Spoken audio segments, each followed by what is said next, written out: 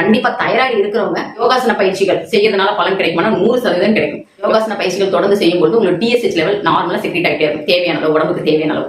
அப்ப இந்த யோகாசன பயிற்சியில என்ன மாதிரியான பயிற்சி செஞ்சா நல்லா இருக்கும்னா, கரெக்டா இந்த பகுதியை நல்லா பெண்ட் பண்ற மாதிரி, அதாவது பேக்வர்ட்ல பெண்ட் பண்ற மாதிரி இந்த பகுதிக்கான பயிற்சிகளை செஞ்சாவே போதுமானது.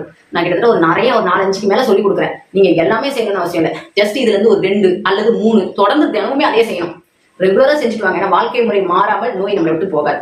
அதுல ஃபர்ஸ்ட் பயிற்சி அப்படின்னு பார்த்தோம்னா புஜங்காசனா. புஜங்காசனா ஜஸ்ட் நம்ம நேரா படுத்து தலையை நல்லா பெண்ட் பண்ண போறோம். இதுல நம்ம சொல்ற எல்லா பயிற்சியும் தலையை பெண்ட் பண்ணும்போது நம்மளுடைய ஸ்பைனல் கார்டும் லைட்டா பெண்ட் ஆகும், முதுகும். ஏன் இந்த இடத்துல முதுகு பெண்ட் ஆகுது அப்படின்னா, நம்மளுடைய ஸ்பைனல் கார்டு கிட்ட தான் நம்ம ஆல்ரெடி சொல்றோம் சென்ட்ரல் நர்வஸ் சிஸ்டம். அந்த சென்ட்ரல் நர்வஸ் சிஸ்டம் நம்மளுடைய தலையில இருந்து டைரக்ட் கனெக்டிங்ல இருக்கு. ஸோ நம்மளுடைய நடுமுதுகும் அந்த இடத்துல ஆக்டிவேட் ஆகும்போது நம்மளுடைய சென்ட்ரல் நர்வஸ் சிஸ்டம் மூலியமா பிட்யூட்டரி கிளாண்ட் நல்லா செக்ரீட் ஆகும்போது நமக்கு தேவையான TSH ஹார்மோன் தாராளமா நமக்கு உடம்புக்கு தேவையான செக்ரீட் ஆகிட்டு இருக்கும். ஸோ உடம்பு எப்பவுமே ஒரு ஆக்டிவாவே இருக்கும். இதுல ஃபர்ஸ்ட் வந்து புஜங்காசனா. இந்த புஜங்காசனா நேரா படுத்து தலையை பெண்ட் பண்ண போறோம். அடுத்தது தனுராசனா. இந்த ஆசனங்கள் எல்லாமே இந்த வீடியோல கொடுக்குறேன். இதை பார்த்து அதே மாதிரியே செய்யுங்க. ஒரு நாளைக்கு ஒரு 5 நிமிஷம் செஞ்சா போதுமானது. எந்த பயிற்சி நீங்க செய்யணும் முடிவு பண்றீங்களோ ஒரே பயிற்சியை ஒரு 3 மாசம் தொடர்ந்து செய்யுங்க. இப்ப நான் சொல்ற பயிற்சியில இருந்து ஒரு 2 பயிற்சி செஞ்சா கூட போதுமானது. அதாவது தனுராசனா, புஜங்காசனா, சக்கராசனா.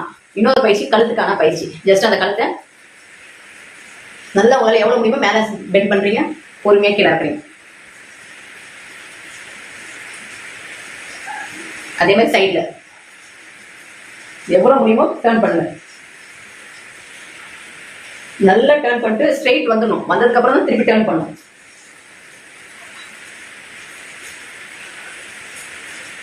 அப்போர்டு போயிட்டு ஸ்ட்ரெயிட் வந்துட்டு தான் டவுன்வர்டு போகணும். அதே மாதிரி சைட்ல நீங்க ரைட் போயிட்டு தான் ஸ்ட்ரெயிட் வந்துட்டு தான் லெஃப்ட் போகணும். உடனே இப்படி இப்படின்னு ஆட்டக்கூடாது. ஸ்லோ மோஷன்ல பண்ணணும். ஏன்னா கழுத்து நரம்புகள் ரொம்ப ரொம்ப முக்கியம். ஸோ ஸ்லோவா இந்த ப்ராசஸ் கிட்டத்தட்ட 4 பயிற்சியில உங்களுக்கு எது பிடிக்குதோ 2 பயிற்சி பண்ணுங்க. அடுத்தது நம்மளுடைய மைண்ட் ஸ்ட்ரெஸ் ரிலாக்ஸ் ஆகணும் அப்படின்னா கம்பல்சரி தூக்கம் இதுல மஸ்ட். அதுல 8 மணி நேரம், ஒரு நாளைக்கு அதிகபட்சம் ஒரு 6 மணி நேரம் தூங்கி ஆகணும். அந்த 6 மணி நேரம் இரவு 10 மணில இருந்து 4 மணி. இல்லைங்க எனக்கு 10 மணிக்கு படுக்க முடியாதா? ஓகே, 11 மணில இருந்து 5 மணி. இந்த தூக்கம் ரொம்ப ரொம்ப முக்கியம். எனக்கு நீங்க கரெக்டா கொடுத்தாதான் எண்டோகிரைன் கிளாண்ட் நம்ம உடம்புக்கு தேவையான அளவு சுரப்பிகள் இருக்கும் பொழுது நமக்கு தேவையான அந்த ஹார்மோன்ஸும் தேவையான அளவு சுரந்துகிட்டே இருக்கும்.